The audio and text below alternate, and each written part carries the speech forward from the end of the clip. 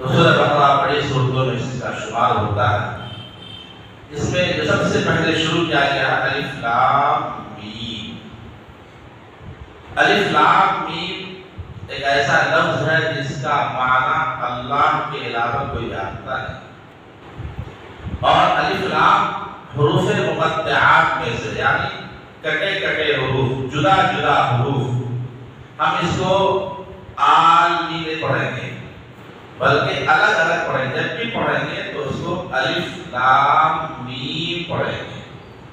یہ اس کو حروف مقطعات کہتے ہیں، اور حروف مقطعات قرآن میں کئی جگہ ہے، کہیں 3 حرفی بھی ہے، کہیں 2 حرفی بھی ہے، کہیں 4 حرفی بھی ہے، کہیں 5 حرفی بھی ہے۔ جیسے آگے ہے الف لام میم را، کہیں الف لام را، کہیں کاف ہا یا عین صاد، کہیں پہ حا میم، کہیں پہ طا ہا، کہیں پہ یا سین، ایک ہی لفظ ہے۔ اس طریقے سے جو حروف آئے ہیں قرآن پاک کے اندر، اس کو حروف مقطعات کہتے ہیں، اور حروف مقطعات کا نام کے معنی اللہ کے علاوہ کسی کو معلوم نہیں۔ مفسرین نے کہا کہ الف لام میم یہ راز ہے جو اللہ اور اس کے رسول کے درمیان ایک راز ہے۔ اسی طریقے سے الف لام میم کے ذریعے سے اللہ نے اہل عرب کو چیلنج کیا کہ تم اسی الف اور لام اور میم کے ذریعے سے شاعری بھی کرتے ہو، اسی الف لام کے ذریعے سے تم کلام بھی کرتے ہو، تمہاری زبان بھی وہی ہے۔ اگر تم کہتے ہو یہ کلام اللہ کا کلام نہیں ہے تو تم اس جیسے کلام بنا کر کے پیش کرو۔ تو ایک طریقے سے الف لام میم کے ذریعے، جس کا معنی ہم کچھ بھی بیان نہیں کر سکتے کیونکہ اللہ کو معلوم، اللہ نے اس کی وضاحت نہیں فرمائی ہے، اس سے بس الف لام میم ایک چیلنج ہے، اور الف لام میم ایک راز ہے جو اللہ چھپا کر کے رکھا ہے۔ بہرکیف الف لام میم کے اندر 3 حرف ہیں۔ حدیث کے اندر آیا ہے کہ جو انسان صرف الف لام میم پڑھے اس کو 30 نیکیاں، یعنی الف 10 نیکی، لام کے 10 نیکی اور میم کے 10 نیکی۔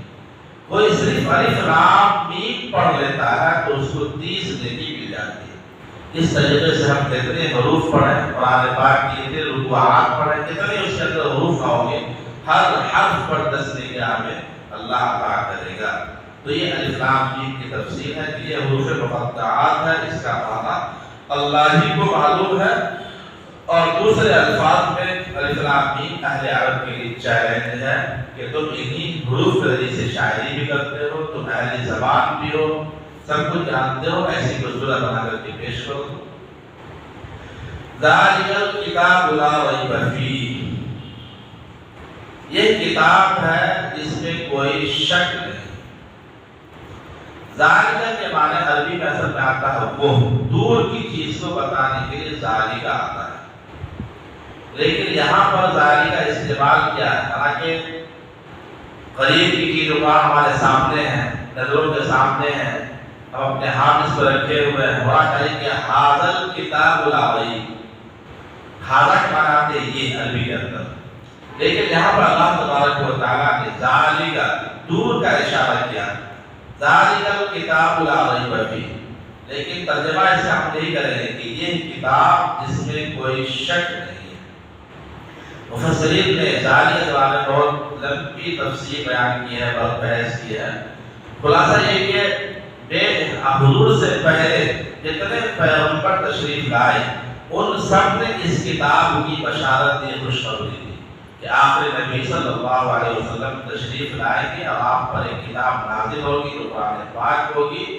تو بے شمار پیغمبروں نے اس کی بشارت دی، خوشخبری دی ہے، اور پھر کسی چیز کی اہمیت کو بتانے کے لیے، کسی اہمیت کو اجاگر کرنے کے لیے ایسے الفاظ استعمال کیے جاتے ہیں۔ چنانچہ اللہ نے کہا کہ ذالک الکتاب لا ریب فیہ، یہ وہ کتاب ہے جس میں کوئی شک نہیں۔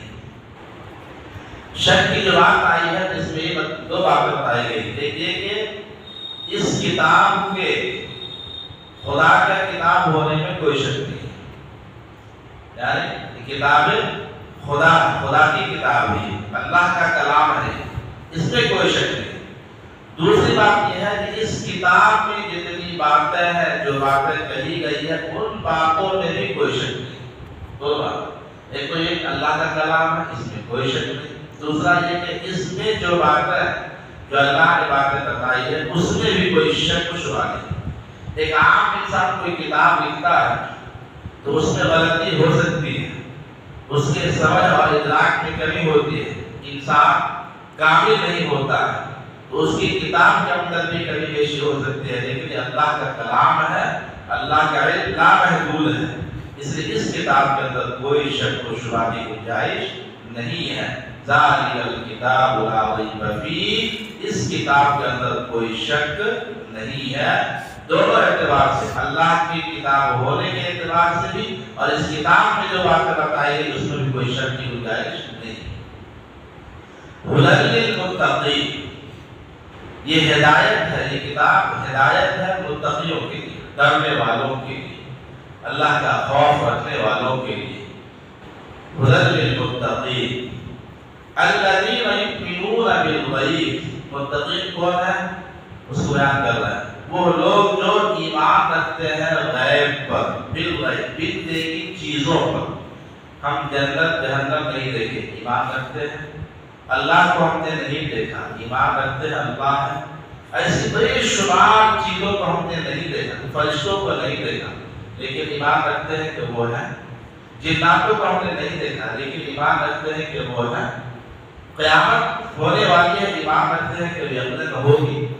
تو ایمان والے وہ ہے، متقی وہ ہے، یؤمنون بالغیب، جو غیب پر یعنی پوشیدہ باتوں پر ایمان رکھے، ایمان لائے، اور اس کی صفت یہ ہے کہ وَيُقِيمُونَ الصَّلَاةَ، وہ نماز قائم کرتے ہیں۔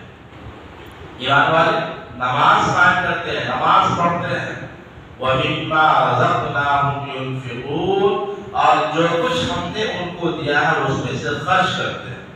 یعنی اللہ تبارک و تعالیٰ نے اپنے بندوں کو جو کچھ عطا کیا ہے، جو چیزیں دی ہے، جو رزق دیا ہے، جو پیسے دیے ہیں، جو سامان دیے ہیں، ان میں سے وہ خرچ بھی کرتے ہیں۔ تو ایمان والوں کی پہچان ہے یہ کہ اللہ کے دیے ہوئے چیزوں میں سے وہ اللہ کی راہ میں خرچ بھی کرتے ہیں۔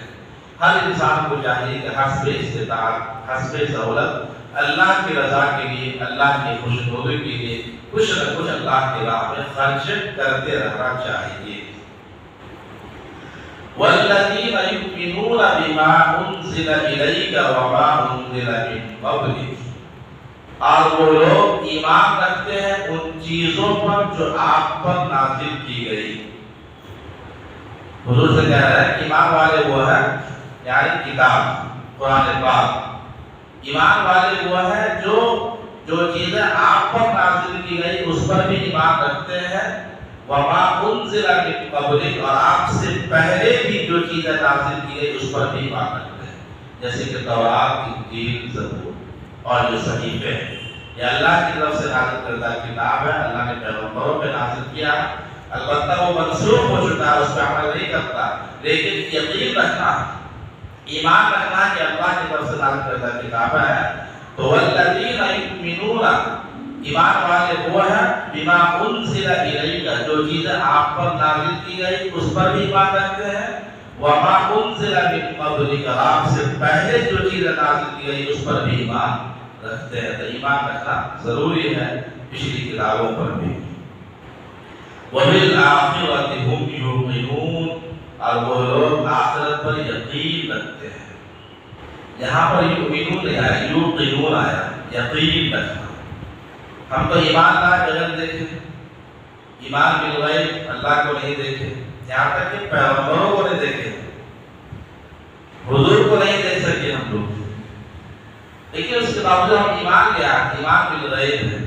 لیکن آخر میں وبالآخرۃ ھم یوقنون، ایمان والے وہ ہیں جو آخرت پر یقین رکھتے ہیں، یعنی آخرت کا یقین ان کو ہے، موت واقع ہوگی، قیامت قائم ہوگی، وہاں جزا اور سزا کا معاملہ ہوگا، حساب و کتاب کا معاملہ ہوگا، اس بات کا یقین ہے کہ قیامت میں اٹھائے جائیں گے، اعمال کے اعتبار سے جنت یا جہنم میں بھیجے جائیں گے۔ تو یہاں پر یقین ہے کہ ہم آخرت قائم ہوگی، وبالآخرۃ ہم یوقنون، اور یہی ایقان، یہی یقین ہے کہ انسان کو اچھے اور برے کی تمیز پیدا کر دیتی ہے، انسان کو اچھائی کرنے پر آمادہ کرتی ہے کہ کل قیامت قائم ہوگی، آخرت کا میدان، آخرت کا حشر کا میدان ہوگا، حساب و کتاب ہوگا، اور اعمال کے اعتبار سے سزا اور جزا ملے گی۔ تو یہاں پر یقین کا لفظ لایا گیا، ہر کسی کو یقین ہونا چاہیے۔ اولئک علی ھدی من ربہم واولئک ھم المفلحون، یہی وہ لوگ ہیں جو اپنے رب کی طرف سے ہدایت پر ہیں، اور یہی لوگ کامیاب ہیں۔ وہ لوگ جو ایمان کی غیب لائے، جو حضور پر نازل کی گئی اس پر بھی ایمان رکھتے ہیں، حضور سے پہلے جو چیزیں نازل کی گئی اس پر بھی ایمان رکھتے ہیں، آخرت پر بھی ایمان رکھتے ہیں، نماز بھی قائم کرتے ہیں، پھر اللہ نے جو عطا کیا ہے اس سے اپنے حیثیت کے حساب سے اللہ کی راہ میں خرچ بھی کرتے ہیں، اور آخرت پر ایمان رکھتے ہیں، تو یہی لوگ کیا ہے؟ اپنے رب کی طرف سے ہدایت پر ہیں۔ اولئک علی ھدی من ربہم، یہی وہ لوگ ہیں جو اپنے رب کی طرف سے ہدایت پر ہیں، واولئک ھم المفلحون، اور یہی لوگ کامیاب ہیں۔ اس رکوع کے اندر پہلے ایمان والوں کا تذکرہ ہوا ہے، اس کے بعد پھر کافروں کا تذکرہ یہاں سے ہوگا آگے۔ اس سے پہلے یہ بات سمجھ لیں کہ اس سورہ کا نام سورہ بقرہ ہے۔ سورہ بقرہ کیوں رکھا گیا؟ چونکہ اس سورہ کے اندر بقرہ کہتے ہیں گائے کو، عربی میں بقرہ گائے کو کہتے ہیں۔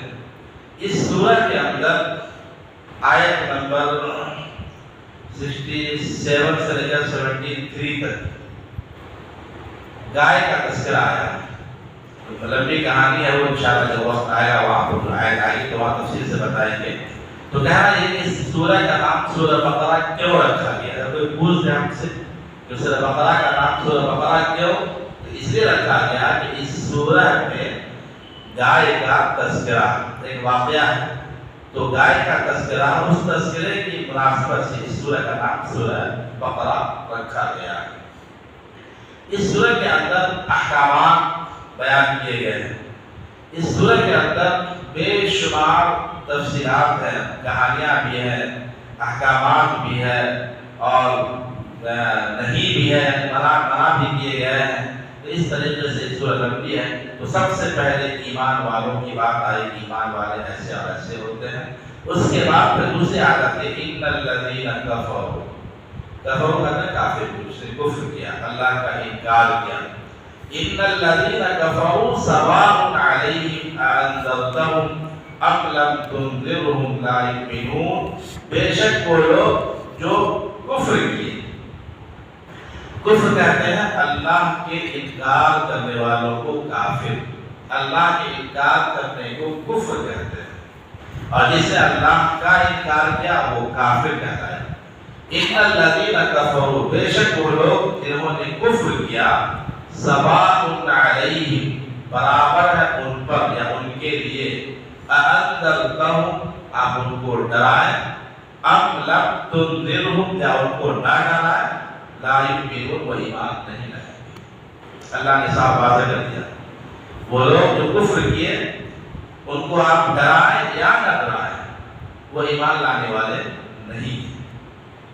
یہاں پر مفسرین نے لکھا ہے کہ کفروں سے مراد عام کافر نہیں ہے، کچھ کافر ایسے بھی ہیں کہ جن کو اللہ تعالیٰ ہدایت دے دے اور وہ راہ راست پر آ جائیں، لیکن یہ لوگ جو ان کو ڈرائیں نہ ڈرائیں وہ ایمان نہیں لائیں گے، وہ لوگ ہیں جو اس زمانے کے اندر اس کی حقیقت کو سمجھ رہے تھے، قرآن کے ترجمے اور تفاسیر کو اور پیغمبر کو حق ہونے کو جان رہے تھے، سب کچھ ان کے سامنے سچ کی طرح واضح تھا، پوری وضاحت تھی، لیکن اس کے باوجود تکبر میں، حسد میں اور تعصب کی وجہ سے پیغمبر کو نہیں مانا اور ایمان نہیں لایا۔ اس کے بعد میں کہا گیا ہے کہ بے شک وہ لوگ جو کفر کیے آپ ان کو ڈرائیں یا نہ ڈرائیں، برابر ہے، وہ ایمان لانے والے نہیں۔ لیکن آج کل کے جو کافر ہیں ان سے امید ہے کہ کہ شاید اللہ آپ کو ہدایت دے دے. آپ رات دن سنتے ہوں گے، پڑھے ہوں گے کہ فلاں شہر میں غیر مسلم نے ایمان قبول کر لیا، فلاں جگہ خاتون نے اسلام قبول کر لیا.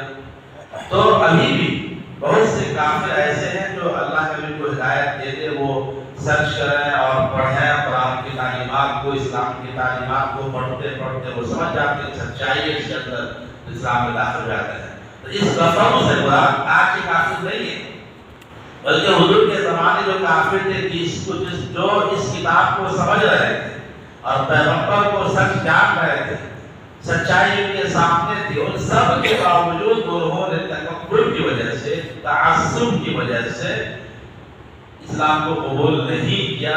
ان کے بارے میں کہا گیا کہ ان کو آپ ڈرائیں یا نہ ڈرائیں، وہ ایمان لانے والے نہیں.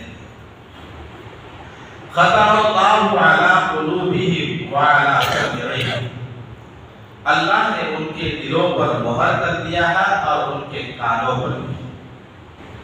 مہر کا مطلب ہوتا ہے کہ اب وہ اسلام میں داخل نہیں ہو سکتے ہیں، وہ سچائی کو نہیں پا سکتے ہیں، ہدایت کو نہیں پا سکتے ہیں. ختم اللہ علی قلوبہم وعلی سمعہم، اللہ نے ان کے دلوں پر مہر کر دیا ہے اور ان کے کانوں پر بھی، وعلی ابصارہم غشاوہ، اور ان کی آنکھوں پر پردہ پڑ گیا ہے. پردہ پڑ یہ کہ اندھے ہو گئے ہیں، دیکھ رہے ہیں، سب کچھ جان رہے ہیں، سمجھ رہے ہیں، لیکن اس کے باوجود اس سے فائدہ نہیں اٹھا رہے ہیں. وعلی ابصارہم غشاوہ، ان کی آنکھوں پر پردہ پڑ گیا ہے.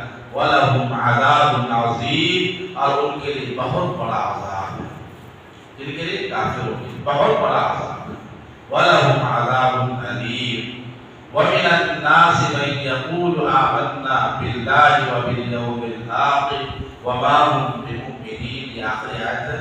وَمِنَ النَّاسِ، اور لوگوں میں سے کچھ لوگ وہ ہیں، مَن يَقُولُ جو کہتے ہیں، آمَنَّا بِاللَّهِ کہ ہم ایمان لائے اللہ پر اور آخرت کے دن پر، وما ہم بمؤمنین، لیکن وہ ایمان لانے والے نہیں ہیں، وہ ایمان رکھنے والے نہیں ہیں.